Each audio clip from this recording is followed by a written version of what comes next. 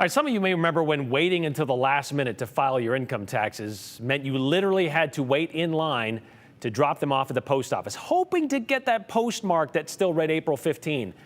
Well, that day is today. But these days, those days of figuring out how to fold all that in packets of paperwork into an envelope are long gone for a lot of us. And for most of us, it's all being done online. But what if your income is something done online, like in the form of cryptocurrency? Some might think, well, since that's not really an accepted currency in U.S. banks, no need to account for that when it comes to taxes, right?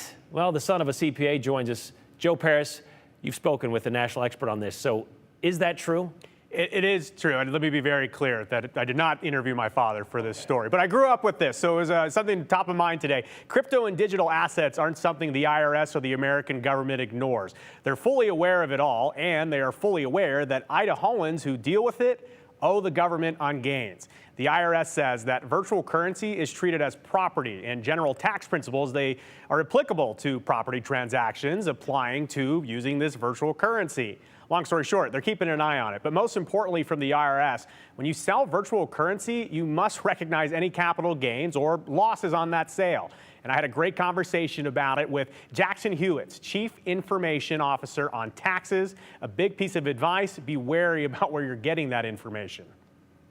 There's some plausible deniability out there spawned by some of these TikTok tax specialists that say, don't worry about it. They can't track it. They can't find you, which is not true, false, fake. But you really have a hard time not being able to just do your favorite search engine and understanding the basic elements of virtual currency. If you're happy, then that's probably a good indicator that you need to be talking to somebody or understanding the rules yourself.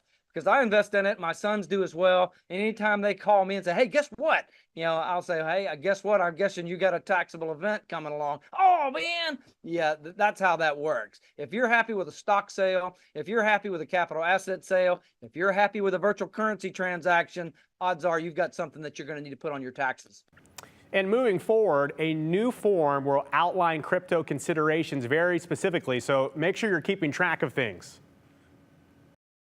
Not only are there real consequences, in fact, even for those who are aware, you know, they kind of know they had a good year until they sit down with their pro, you know, oh my goodness, you had a really good year. You owe some of that money to the man.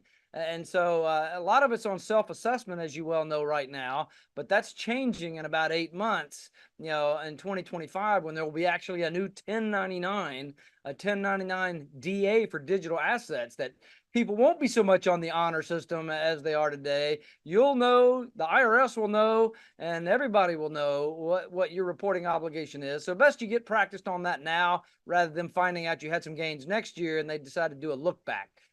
So make sure you understand the rules and make sure you do it correctly on your tax return. The headache you can prevent is probably a pretty big one by doing it right. So there is a midnight deadline, and Brian, one of the reasons we did this story today is I personally did some research. There are influencers out there telling folks, no, don't worry about crypto, the government doesn't know. And talking to the experts today, they say, well, the government might not know right now, but ask Martha Stewart. They will catch up with you at some point. Okay, he mentioned transactions, so that's the only thing you have to report. What about the value? Because that changes all the time. And that's one of the things, too, is depending on what you have, depending on the currency or the assets you have, things could be different in your portfolio. The bottom line, though, is the experts, they say that if you think you can hide this from the government, you can't. So don't try and do that. All right. Thank you very much, Joe. You got till midnight tonight.